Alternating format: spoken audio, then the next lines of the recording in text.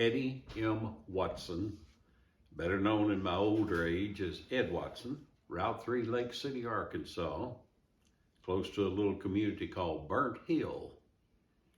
I was born there in 1946, but born at home. The doctor actually got there a little bit late, but got there in time to see me enter the world. I was drafted. So the Vietnam War was getting to a peak. It was really getting rough, and my dad was a reader. He read everything he could get his hands on.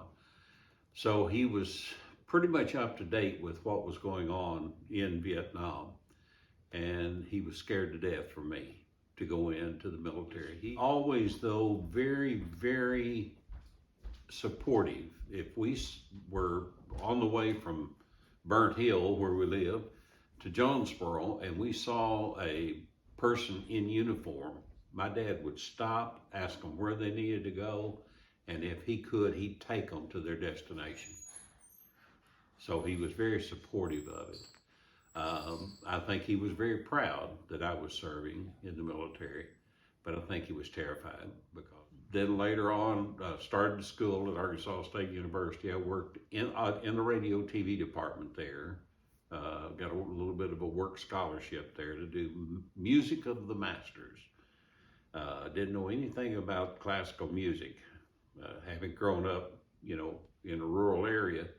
So there's still stories floating around about me mispronouncing some of the names, like Richard Wagner was Richard Wagner, that sort of thing. May as well laugh about it now because it was really funny. But I had a very supportive group of people there. Grade point average did not exactly need to be, or it was not where it needed to be. So I was told that I was going to be drafted. I had 2.5 years of college in, and I got a letter from the draft board. I was drafted into the Army. Went into the Army and went to Fort Polk, Louisiana for my basic. And that's when Tigerland was at Fort Polk, Louisiana. So every basic training unit there was sort of treated like they were going from that to Tigerland to go to Vietnam. Thank God I had 2 years of ROTC under my belt. So I was a little bit ahead of some of the other draftees there, and actually finished as the trainee of the cycle in my basic training unit. And then from basic training, they sent like 60 of us to Fort Ord, California. I stayed 1 week in Fort Ord, California, and then most of us ended up being sent back to Fort Leonard Wood, Missouri. And in Fort Leonard Wood, Missouri, went through combat engineer training. Combat engineer training is a little bit different than some of the other areas of engineering, because you learn to do it all. You learn to improvise, you learn to take advantage of whatever you have to work with. And it's a little bit different than like bridge building or any of the other aspects of engineering. From Leonard Wood, Missouri, then they sent me home for a little bit. I came home and actually ran out of money, so I had to work for S&S department store going out of business. And I helped them go out of business before I went to my next duty station, which was Fort Lewis, Washington. Stayed there for 3 days, and then we shipped out to Vietnam. Spent 50 weeks in Vietnam. They rotated me early because 2 weeks early, because I was supposed to have had a vacation, an R&R of 1 week, and go out of country, but I didn't take it because I was poor and I was saving my money to get married to Helen. I also had an in-country R&R coming, which typically you could go to like Vung Tau on the beach, and I didn't take that. Then I won another in-country R&R because I was Soldier of the Month for company, battalion, and group, 3 different levels. So they rotated me early at 50 weeks. I was a combat demolitionist. I was an E5. But yes, the first battle of Lock Min, I was there, and I was also at the Battle of Song Bay. So those are the 2 major battles. Of course, there were nights on end that we had mortar attacks.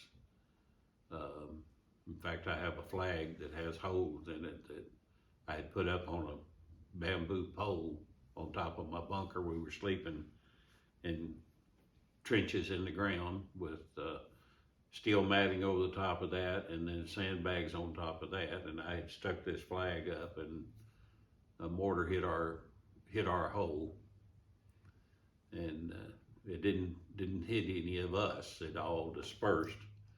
Came home, went to Fort Hood, Texas. Still had a little bit of extra time to spend in the military for my 2-year commitment. And went to Fort Hood, Texas, and they put me in a armored unit, 2nd Armored Division, Hell on Wheels. I'd never even looked inside of a tank or an APC, so I didn't know what to expect, you know. Well, we didn't do anything. We didn't do anything. Every Thursday, we would do riot control training, where we'd go out and march up and down the street and pretend like we were being attacked, because the racial tension was really high at that particular point in time. This was 1968. So it was a rough time for all of us. Went back to school at ASU, finished my degree in radio television, worked in radio television, worked in some other fields with Malone and Hyde. They were a big grocery company back then. But I've had a good life. I've had a good life. When we came home from Vietnam, they didn't have a whole lot of use for us. So they told me that if I applied for an early out to go back to school, I'd get it. I got it. I came back to Arkansas State University and actually finished a degree there thanks to a fellow by the name of Charles Raspberry. He was the professor there at the time, and very, very supportive. He'd been in the Navy, so he had an idea of what military people went through at that particular point in time. And he made sure that I took classes that were in my field, chosen field, and helped me out a lot. Those around me know that I've changed. I came back a different person. I grew up in church. I was very active in my church. I even taught the adult men's class as a teenager. When I came back, I was somewhat different. I will say, a little harder, harsher, not as caring about other people as I was. We had a commitment after we got out that we had to serve a certain number of months in a reserve unit, but we didn't have to go to meetings or anything like that. So yeah, I can remember talking with the re-up officer when I was leaving Fort Hood, and he was over there at the same time I was, and I asked him, I said, sir, with all due respect, are you going to re-up? No, I'm not, he said. And I said, sir, do you think I am? He said, no, I don't, but I got to talk to you about it. And we'll offer you this amount of money, and we'll give you a raise in rank to an E6 if you'll stay in. Make a 2-year, I think it was 2 more year commitment. And I said, no, sir. So he and I just sat there and shot the bull for another 15 minutes or so, and I got him to sign my release papers, and that was it. How has your military service impacted your feelings about war and the military in general? It will definitely change your attitude. Of course, I grew up as a kid. I told you my dad was very, very supportive of military people. But I grew up, thinking about honor and courage and heroics and those sorts of things. War is not what most people think it is. If it came down to it and somebody needed me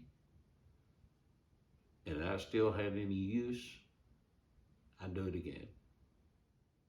If you see a veteran, thank them for their service. I heard a man say one time, someone thanked him for his service, and his response was, "Thank you, you're worth it." And I've adopted that. That's the way I respond to people who thank me for my service. I tell them, you're worth it. If they knew what a veteran goes through, if they knew what a veteran lives with,